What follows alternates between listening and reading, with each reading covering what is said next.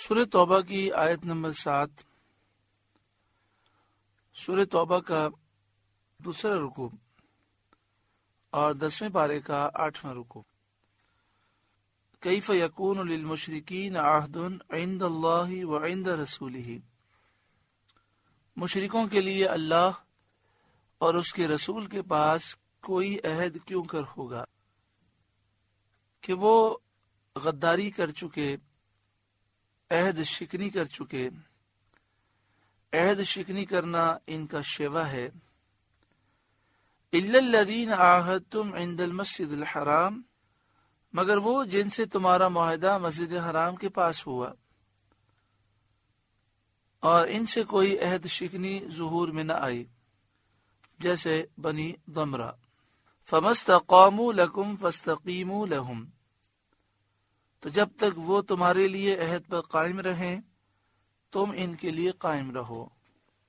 ان اللہ یحب المتقین، بے شک پرہیزگار اللہ کو خوش آتے ہیں، بے شک اللہ تعالی پرہیزگاروں کو پسند فرماتا ہے۔ بار بار معاہدے کا ذکر ہے اور پرہیزگاری کا ذکر ہے، تو معاہدے کی پابندی، وعدے کی پابندی، یہ پرہیزگاری کے لیے بہت ضروری ہے، کیونکہ انسان جب جھوٹ بولتا ہے، وعدہ خلافی کرتا ہے، معاہدہ توڑ دیتا ہے تو بے اعتبار ہو جاتا ہے، اور جب اعتبار ختم ہو جائے تو بہت بڑا نقصان ہے کہ انسان پھر کسی کام کا نہیں رہتا۔ کیف وَإِن يَظْهَرُوا عَلَيْكُمْ لَا يَرْقُبُوا فِيكُمْ إِلًّا وَلَا ذِمَّةً، بھلا کیوں کر ان کا حال تو یہ ہے کہ تم پر قابو پائیں تو نہ قرابت کا لحاظ کریں نہ عہد کا۔ کیفا، بھلا کیوں کر یہ کافر عہد پورا کریں گے اور کیسے اپنی بات پر قائم رہیں گے۔ وَإِن يَظْهَرُوا عَلَيْكُمْ، ان کا حال تو یہ ہے کہ تم پر قابو پائیں، کسی طرح تم پر انہیں کنٹرول حاصل ہو جائے۔ لا يرقبوا فیکم، تو اتنے تمہارے دشمن ہیں کہ پھر رشتہ داری کا بھی خیال نہیں کریں گے، ولا ذمہ، اور نہ کسی عہد معاہدے کا خیال کریں گے۔ جس طرح انڈیا میں آپ دیکھیں مسلمانوں کو کتنی دفعہ سمجھایا گیا، قرآن مجید فرقان حمید میں جگہ جگہ ہے کہ کافروں کو دوست نہ سمجھو، کافروں سے محبت نہ رکھو، لیکن انڈیا کے بہت سے مسلمان ہندوؤں سے دوستی رکھتے ہیں، محبتیں رکھتے ہیں، اور ہندوؤں کو راضی کرنے کے لیے گناہ کرتے ہیں، اللہ تعالیٰ کی نافرمانیاں کرتے ہیں، لیکن جب فسادات ہوتے ہیں تو وہی ہندو جو ان کا دوست ہوتا ہے ان کے گھر کو آگ لگاتا ہے، سب کے سامنے لگاتا ہے، اور وہ کہتا ہے کہ مذہب کے معاملے میں ہم کسی دوستی کو نہیں دیکھتے۔ پھر انہیں احساس ہوتا ہے، پھر وہ کہتے ہیں ہائے افسوس ہم نے غلطی کی۔ انسان دوستی کرے مسلمانوں سے، کافروں کی خاطر اللہ کی نافرمانی نہ کرے، مسلمانوں کو مضبوط کرے اور ہر وقت اپنی حفاظت کا انتظام کرے تاکہ وہ کافروں کے نرغے میں نہ آئے۔ یردونکم بافواہہم، اپنے منہ سے تمہیں راضی کرتے ہیں، ایمان اور وفائے عہد کے وعدے کر کے، یعنی وعدہ کرتے ہیں کہ ہم ایمان لائیں گے، عہد کو پورا کریں گے۔ وَتَأْبَى قُلُوبُهُمْ، اور ان کے دل میں انکار ہے، یہ نہ ایمان لانے والے ہیں اور نہ ہی وعدے کو پورا کرنے والے ہیں۔ وَأَكْثَرُهُمْ فَاسِقُونَ، اور ان میں اکثر فاسق ہیں، بے حکم ہیں، عہد توڑنے والے ہیں، کفر میں سرکش ہیں، بے مروت ہیں، جھوٹ بولنے سے شرمانے والے نہیں۔ اشتروا بآیات اللہ ثمنا قلیلا، ان لوگوں نے اللہ کی آیتوں کے بدلے تھوڑے دام حاصل کر لیے، مول لیے۔ وہ دنیا کے تھوڑے سے نفع کے پیچھے ایمان اور قرآن چھوڑ بیٹھے، جو عہد رسول کریم صلی اللہ علیہ وسلم سے کیا تھا وہ کافر سرداروں کے تھوڑے سے لالچ دینے سے توڑ دیا۔ یعنی ہوتا یہ تھا کہ جب کسی قبیلے کا نبی اکرم صلی اللہ علیہ وآلہ وسلم سے معاہدہ ہوتا تو کافر سردار اس کے پاس پہنچ جاتے، قریش کے بڑے بڑے سردار، اور اسے کہتے ہم تمہیں اتنا مال دیں گے، تم یہ معاہدہ توڑ دو، تو یہ ان کی باتوں میں آ کر معاہدہ توڑ دیتے۔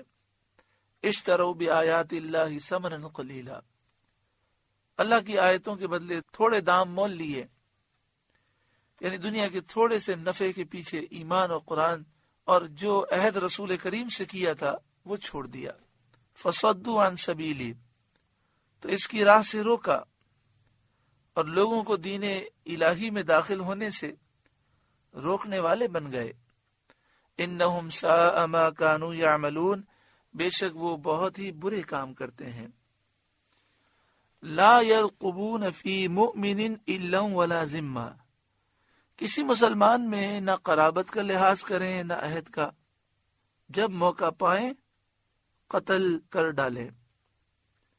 یہ مسلمانوں کے ایسے دشمن ہیں کہ اگر مسلمان ان کا قریبی رشتہ دار بھی ہے، موقع ملے تو وہ رشتہ داری کا لحاظ نہ کریں گے، اور عہد بھی اس وقت قائم رہے گا جب تک انہیں موقع نہ ملے گا، جب موقع ملے گا تو وہ عہد کو بھی توڑ دیں گے۔ تو مسلمانوں کو بھی چاہیے کہ جب مشرکین پر قابو پائیں تو ان سے درگزر نہ کریں۔ وَأُولَئِكَ هُمُ الْمُعْتَدُونَ، اور وہی سرکش ہیں۔ فَإِن تَابُوا، پھر اگر وہ توبہ کریں، یعنی کفر سے توبہ کریں، عہد شکنی سے باز آئیں، ایمان قبول کر لیں، وَأَقَامُوا الصَّلَاةَ، اور نماز قائم رکھیں، وَآتَوُا الزَّكَاةَ، اور زکوٰۃ دیں، فَإِخْوَانُكُمْ فِي الدِّينِ، تو وہ تمہارے دینی بھائی ہیں۔ حضرت عبداللہ بن عباس رضی اللہ تعالی عنہما نے فرمایا کہ اس آیت سے ثابت ہوا کہ مسلمانوں کے خون حرام ہے، اہل قبلہ کے خون حرام ہے۔ جس کا عقیدہ درست ہے، مسلمان ہے، جو کافر نہیں مسلمان ہے، تو ایک مسلمان دوسرے مسلمان کا خون نہیں بہا سکتا، خون کرنا حرام ہے۔ ہاں، اگر مسلمان قاتل ہے تو مقتول کے ورثاء مطالبہ کریں تو جس قاتل نے مقتول کو جان بوجھ کے قتل کیا، اسے قتل کے بدلے میں قتل کر دینا قصاص ہے، اور یہ جائز ہے۔ اسی طرح مسلمان شادی شدہ ہو اور زنا کرے تو پھر اسے حاکم اسلام کے حکم پر پتھر مار مار کے ہلاک کر دیا جائے جب اس کا زنا ثبوت سے ثابت ہو جائے۔ اور مسلمان اگر مرتد ہو جائے تو اسے پہلے مہلت دی جائے گی، سمجھایا جائے گا، اور جب وہ پھر بھی اسلام قبول نہ کرے گا تو اسے قتل کر دیا جائے گا۔ اور اسی طرح جو مسلمان نبی اکرم صلی اللہ علیہ وآلہ وسلم کی گستاخی کرے گا تو پھر اسے مہلت نہ دی جائے گی اور اسے قتل کر دیا جائے گا۔ گستاخ رسول کی سزا ہر صورت میں موت ہے، چاہے مسلمان ہو، چاہے کافر ہو، عورت ہو چاہے مرد ہو۔ ہاں، اگر کوئی گستاخی کرے پھر توبہ کر لے، ایمان لے آئے، تو دنیا میں تو اسے سزا دی جائے گی، آخرت میں عند اللہ اس کی بخشش ہو جائے گی۔ وَنُفَصِّلُ الْآيَاتِ لِقَوْمٍ يَعْلَمُونَ، اور ہم آیتیں مفصل بیان کرتے ہیں جاننے والوں کے لیے۔ اس سے ثابت ہوا کہ تفصیل آیات پر جس کو نظر ہو وہ عالم ہے۔ جاننے والوں کے لیے ہم آیتیں تفصیل سے بیان کرتے ہیں، تو فرمایا کہ جس کی آیات کی تفصیل پر نظر ہو وہ جاننے والا ہے، یعنی عالم ہے۔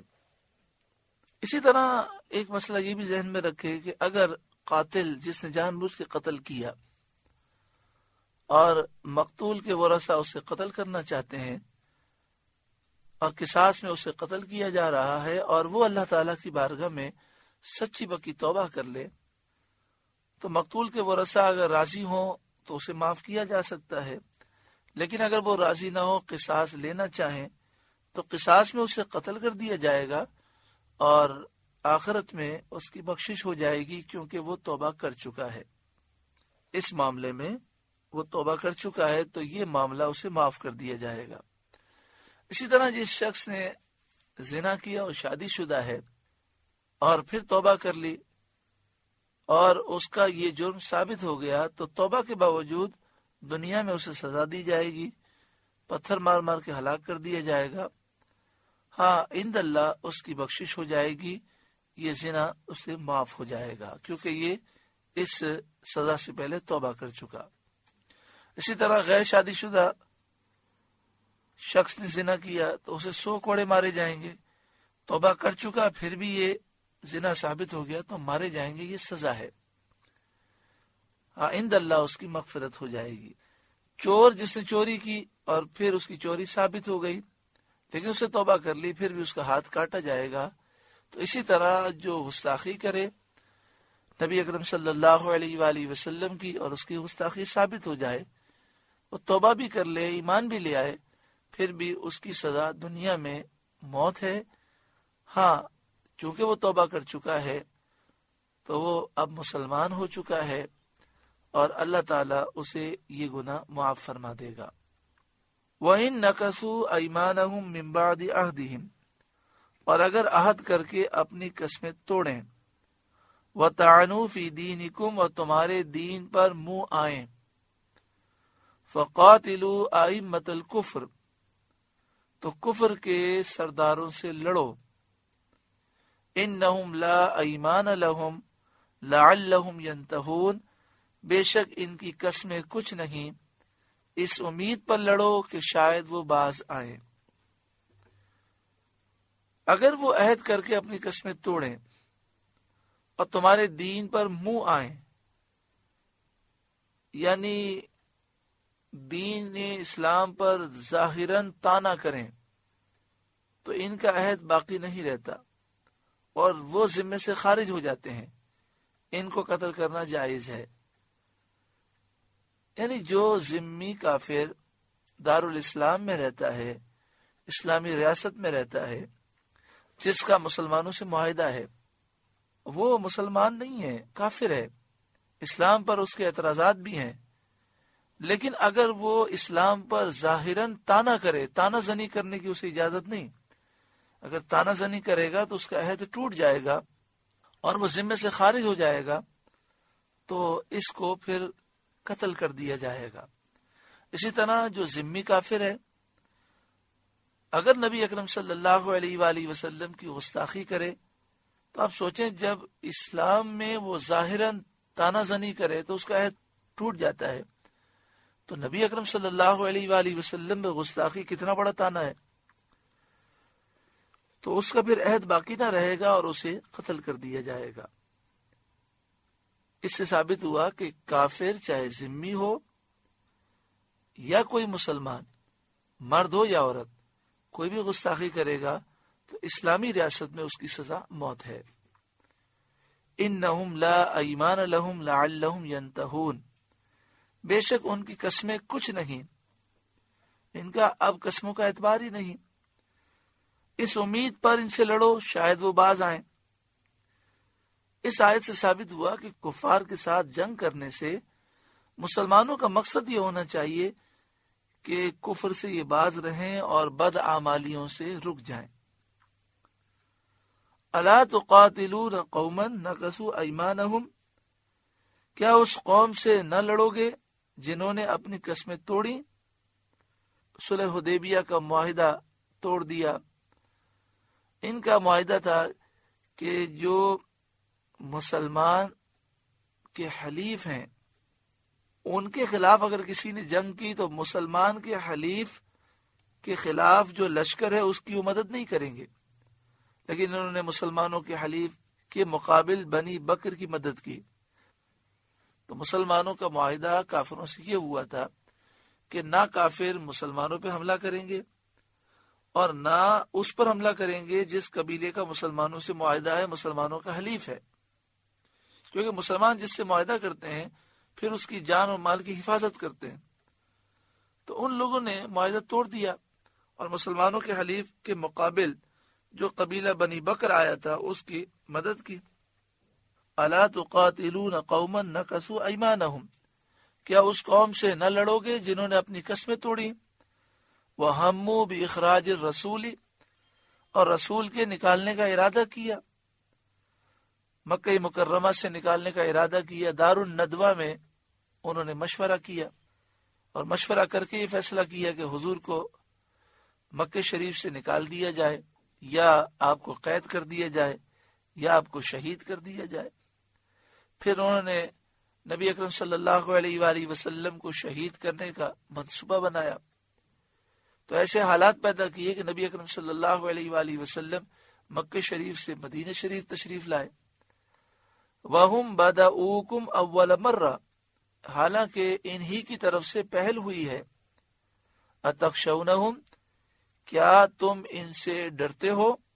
فَاللَّهُ أَحَقُّ أَن تَخْشَوْهُ إِن كُنتُم مُؤْمِنِينَ، تو اللہ زیادہ اس کا مستحق ہے کہ اس سے ڈرو اگر ایمان رکھتے ہو، تو اللہ ہی سے ڈرو، ایمان رکھتے ہو تو کافروں سے نہ ڈرو۔ قاتلوہم یعذبہم اللہ بأیدیکم، تو ان سے لڑو، اللہ تمہارے ہاتھوں انہیں عذاب دے گا۔ جب تم ان سے لڑو گے تو اللہ کا عذاب آئے گا اور تم ذریعہ بن جاؤ گے، اللہ تم میں وہ قوت دے گا کہ تمہارے ہاتھوں اللہ کا عذاب کافروں پر نازل ہوگا۔ وَيُخْزِهِمْ، اور انہیں رسوا کرے گا قتل کر کے اور قید کر کے۔ وَيَنْصُرْكُمْ عَلَيْهِمْ، اور تمہیں ان پر مدد دے گا، ان پر غلبہ عطا فرما کر۔ وَيَشْفِ صُدُورَ قَوْمٍ مُؤْمِنِينَ، اور ایمان والوں کا جی ٹھنڈا کرے گا۔ جب کافر دشمنان اسلام ہلاک ہوں گے تو مومن اس ہلاکت پر خوشی محسوس کریں گے اور ان کا سینہ ٹھنڈا ہو جائے گا۔ معلوم ہوا کہ کافر، مشرک، ظالم، بدعقیدہ، بد مذہب، گمراہ کے مرنے پر مسلمانوں کے سینے ٹھنڈے ہوتے ہیں۔ وَيُذْهِبْ غَيْظَ قُلُوبِهِمْ، اور ان کے دلوں کی گٹھن دور فرمائے گا۔ یہ تمام وعدے پورے ہوئے، نبی صلی اللہ علیہ وآلہ وسلم کی خبریں صادق ہوئیں اور نبوت کا ثبوت واضح تر ہو گیا۔ وَيُذْهِبْ غَيْظَ قُلُوبِهِمْ، اور ان کے دلوں کی گٹھن دور فرمائے گا۔ جب کافر ظلم کرتے ہیں، جب کافر گستاخیاں کرتے ہیں تو مسلمان اپنے دل میں گھٹن اور تکلیف محسوس کرتے ہیں۔ پھر جب مجاہدین ایسے کافروں کی گردنیں اڑاتے ہیں تو مسلمانوں کے دلوں کی گٹھن دور ہو جاتی ہے۔ وَيَتُوبُ اللَّهُ عَلَى مَن يَشَاءُ، اور اللہ جس کی چاہے توبہ قبول فرمائے۔ اس میں اشارہ ہے کہ اہل مکہ میں سے بعض کافر کفر سے باز آ کر تائب ہوں گے۔ یہ خبر بھی ایسے ہی واقع ہوئی۔ حضرت ابو سفیان، ابو جہل کے بیٹے حضرت اکرمہ اور حضرت سہیل بن عمرو ایمان سے مشرف ہوئے۔ واللہ علیم حکیم، اور اللہ علم و حکمت والا ہے۔ ام حسبتم ان تترکوا ولما يعلم اللہ الذین جاہدوا منکم، کیا اس گمان میں ہو کہ یوں ہی چھوڑ دیے جاؤ گے اور ابھی اللہ نے پہچان نہ کرائی ان کی جو تم میں سے جہاد کریں گے۔ اللہ تبارک و تعالی دکھائے گا لوگوں کو کہ اللہ کی راہ میں اخلاص کے ساتھ جہاد کرنے والے کون ہیں۔ اس لیے مشکلات آئیں گی، ایسے موقع پر تم ثابت قدم رہنا۔ وَلَمْ يَتَّخِذُوا مِن دُونِ اللَّهِ وَلَا رَسُولِهِ وَلَا الْمُؤْمِنِينَ وَلِيجًا، اور اللہ اور اس کے رسول اور مسلمانوں کے سوا کسی کو اپنا محرم راز نہ بنائیں گے۔ یعنی مسلمانوں، امتحانات آئیں گے، جہاد کا وقت آئے گا تو تم جہاد کرنا۔ ایسے لوگ اللہ تعالیٰ دکھائے گا کہ جو اللہ، اس کے رسول اور مومنوں کے علاوہ کسی کو راز نہیں بتاتے، یعنی کافروں کو اپنا دوست نہیں بناتے، اپنا محرم راز نہیں بناتے۔ اس سے معلوم ہوا کہ مخلص اور غیر مخلص میں امتیاز کر دیا جائے گا، اور مقصود اس سے مسلمانوں کو مشرکین کی موالات، دوستی، محبت اور ان کے پاس مسلمانوں کے راز پہنچانے سے منع کرنا ہے۔ واللہ خبیر بما تعملون، اور اللہ تمہارے کاموں سے خبردار ہے، اللہ کو سب معلوم ہے۔ سورہ توبہ کا دوسرا رکوع مکمل ہوا۔ اللہ تعالیٰ اس رکوع کی نصیحتوں پر عمل کی توفیق عطا فرمائے۔